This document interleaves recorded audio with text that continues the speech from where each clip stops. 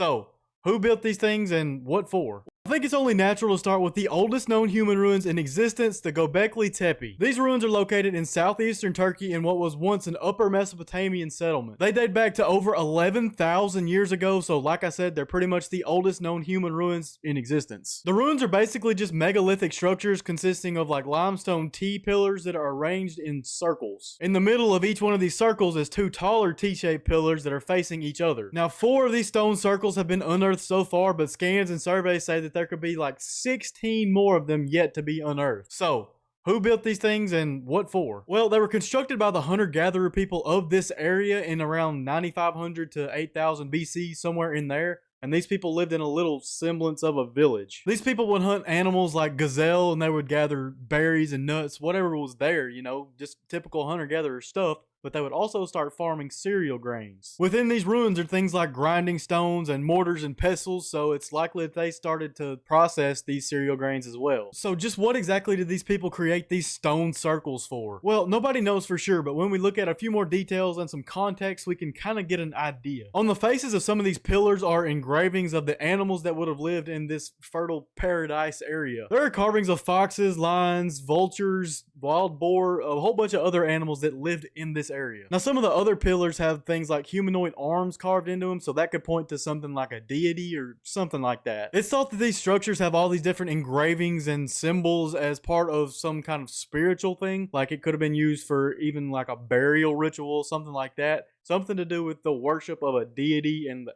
animals of the area. In most other ancient structures, we see some connection to death and the afterlife and the ritual to send these people to their afterlife.